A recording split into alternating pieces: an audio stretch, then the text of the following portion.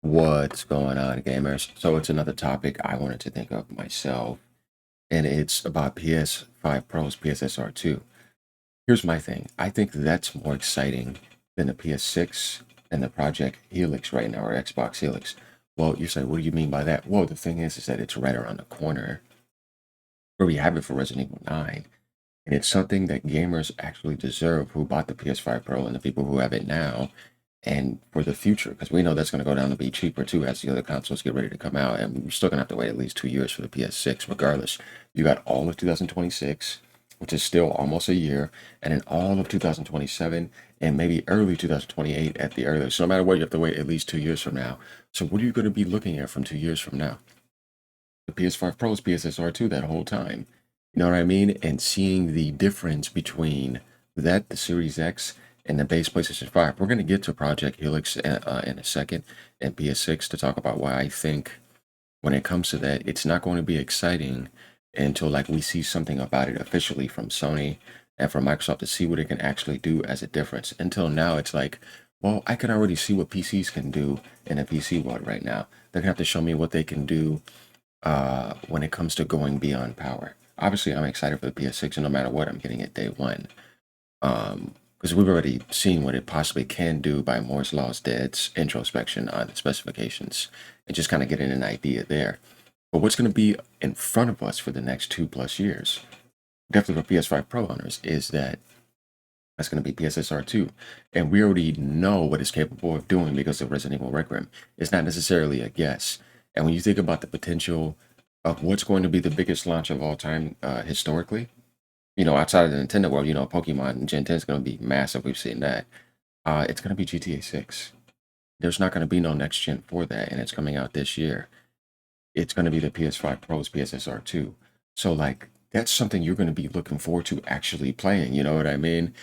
Even if you don't have one, I mean, you're still going to be able to play it on a Series X or S if you have one of those, or the base PlayStation 5, which is going to be the most people because that's the biggest base.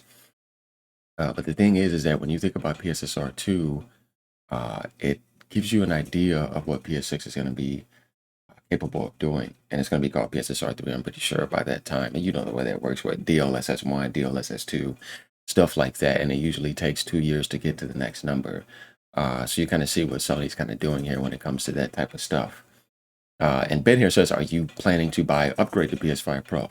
And I have to say the PS5 Pro is in a better position than PS4 Pro for one thing, and that's the fact that it has something like that.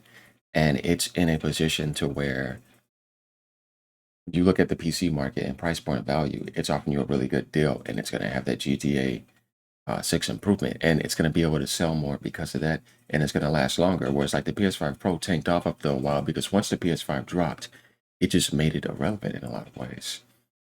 I don't think the PS5 Pro is in that position, and I think that um, when the PS6 drops, there's still going to be a lot of people that are going to be on that, and they're going to drop the price of it. And I think it should be like, if Sony wants to be smart, it should be like $600, and they put it on sale for $550 at certain times. When you think about still even be able to get something for that price, it's not going to be bad compared to what the price of the Steam machine is going to be, and what you're still going to be able to play on performance mode with it if you're not going to be a graphics or, you know what I mean? Because the Switch 2 is still going to be there. The Steam machine is still going to be there, being a lot weaker than the PS5 Pro. So when you think about like the way this market is now, PSSR 2, like I said, is the most exciting thing, and it's right here in front of us. And it's going to be available probably within a week from now, like starting right now at March 7th. Because I remember them talking about that at the end of February. So I think it's very close to being able to come out for like everything. And you're going to have a future to where you don't have to necessarily wait on the patches. All the games that have PSSR right now are going to get that instantly, and every game that's coming out is going to be getting the PSSR 2 upgrades. Now, when we get to the Xbox, I guess you get Magnus from AMD or Project Helix, you think about the X chromosome, I guess that's what Helix means. My thing is with this is that it is the least exciting thing from Microsoft for me. And if somebody wants to be excited from that, I can understand that. And the reason why I say that is because I don't need it. I can play everything on a PS5 Pro, and on a PS6 it's going to be available, or I can do everything on a PC. And I'm not trying to beat it down. I'm being realistic. I don't think Microsoft really looks at that as anything that's going to make them any money. It's something that is kind of like Right into the sunset final gift from Phil Spencer. And he probably wanted it to be cheaper and to be more, probably closer to the PS6 and be able to compete in that sort of sense. But they can't play that game anymore. You know what I mean? Because you can't stand on your own and have an Xbox only ecosystem with exclusives as if you're going to be able to sell enough on that Xbox and have a huge base. That's a pipe dream now. It's over. The only way that could possibly work is if you're steaming, if you're teaming up with Steam and you have that device there and you have that selling on Steam's base and only being on the Xbox ecosystem. If you guys wanted an idea of trying that, that's possibly the only way. But do you think that Satya's going to think that when he's thinking about give me back my money, I want as much publishing profit as possible? That's not going to work. They're thinking about AI. That's why I said, like, no matter what, I don't see how they're going to go back to exclusivity unless they want to try something courageous and then be like, it's going to be done anyway, so let's try it. But how though? You're a PC. You have to include Steam. You can't sit there and say only on the Xbox store. Man, don't nobody go on the Windows store. You know what I mean? It's like, no, you have to include Steam if you want to try that. Kind of like the way you're doing Forza. Oh, it's going to be on Steam. It's going to be on Xbox, and it's on the way to PlayStation. You could probably try some 3-month exclusive stuff a lot, or 6-month at most, right? And then you got to come to PlayStation. But then there's games where you think about, man, Fable is a huge risk. I need that PlayStation base day one. Like Call of Duty, I need Nintendo now because Call of Duty is going to sell at least 1 million or 2 million copies on the Switch too. That's the extra 2 million sales and millions on PlayStation, millions on Steam, and probably 1 million on Xbox. So I want that right now. You know what I mean? I need that profit. And I'm going to pull it from Game Pass so that it can be focused on as something to buy only. And with PS6, it's like, it's exciting now. And with the end of PS5, because Sony's like only on PlayStation now. So when you think about the madness back then, you have people with the idea of thinking they're going to get PlayStation games with an Xbox mentality. It's like you're a PC anyways, and Steam has been doing that. That's gone. They pulled the rug, right? So it's like, okay, so I'm getting all your games on PlayStation. Once I get those type of specifications, it doesn't matter. Everything looks insane. Everything's going to be 4K 60 with ray tracing and 4K 120 in certain aspects because and it's not going to be ray tracing low level either. It's going to be PC high ultra ray tracing and being able to do 60 because the specifications are that good. So I'm going to be able to do all that. I'm going to be able to play all your games and get the money hats. You see what I mean? And get all PlayStation exclusives. We're playing the Nintendo game now.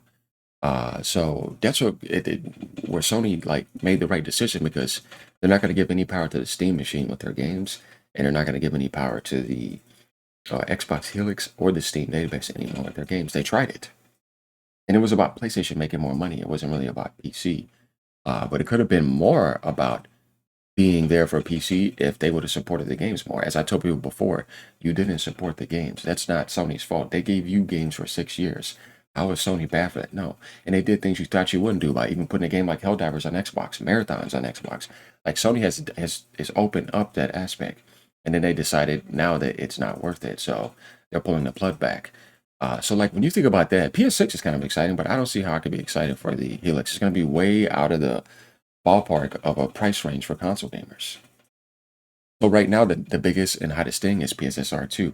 How much closer is, PlayStation going to get to the PC when it comes to PSSR 2 from a performance standpoint of being able to say, hey man, you're still getting at 60 frames. It still looks really good. Yeah, we may not be able to do ray tracing on the highest because, that's just how things are. But you would think about what's the most exciting thing. Yeah, it's PSSR 2 because that's going to be in front of you for the next 2 years. PlayStation 5 has to launch late 2028, then that's longer than 2 years. And PSSR 2 support is going to be there consistently, and it won't stay at that. It'll probably be PSSR 2.1, 2.2, because they're trying to prepare just like DLSS 4, 4.1, 4.2, 4.3, all the way to 4.5 to get to DLSS 5 by the time the 6000 series comes out. So it can only get better, and that's just good for AMD and for anybody that's using AMD technology. That benefits the whole industry. And that's the good thing because that's more competition for NVIDIA. You know what I mean? That's not a bad thing. That's a good thing.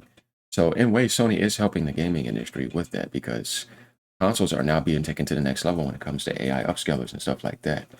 And that's why I say it's just going to be exciting seeing how many games and comparisons are going to be happening with this coming over the next month and for the rest of the year and seeing where GTA 6 can go with it.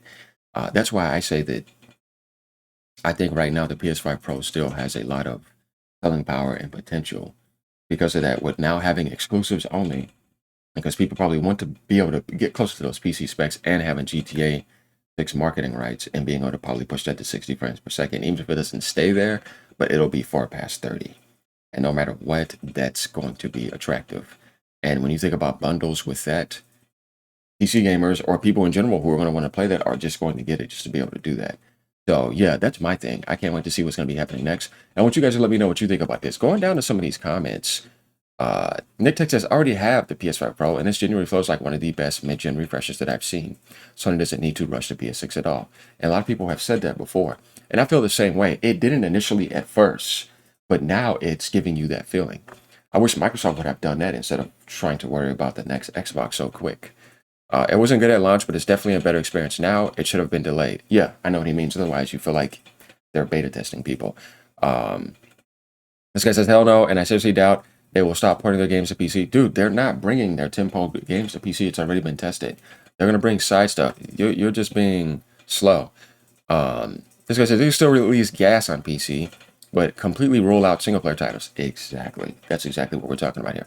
Gas, maybe small titles like Kena, stuff like that. Marvel, because that's a fighting game, and that makes sense to be able to have that there because you want the biggest crowd as possible for a fighting game. And you want to do tournaments, and it may, be on stuff like that when it happens. And I could see stuff like that, yeah, but when you think about full single player, forget about it. It's over. This guy says, the fact that there is no disk drive is still a big no for me because Sony just wants to double down on the you need internet connection. No matter what, dude, you're getting online. You know what I mean? Like, everybody gets online. I mean, when it comes to that, I can kind of get what you're saying, but I wouldn't want it to be more expensive than it already is. So the fact that that could be an option, I mean, you could just go get it down the line later. PC's been doing that for a long time. It's been gone. Xbox is in the same ballpark. Only Nintendo fully supports stuff like that. But, I don't see that being something to argue with as like, that's a positive. I get what you're saying. He says I have a PC that would be a downgrade for me. I understand. But you're not going to be able to get those games, though. PSSR 2 has made this an amazing mid-gen refresh, such a great update. Yeah, exactly. Nope, I want the best gaming experience, and that's on PC. That's what they're saying. But here's the thing, though. You're not going to be able to do that anymore. So there's nothing you can do about that. So I want you guys to let me know what you think. Do you think that PSSR 2 is more exciting than the PS6 right now? And thinking about a next-gen console? Because you deserve the generation that you deserve to be had. Even if you don't have a PS5 Pro in general, this generation needs to finish. We need to see how strong they're going to finish before we even think about that coming on the market. Let me know what you guys think. As usual, like, comment, subscribe. Peace out. Have a great day.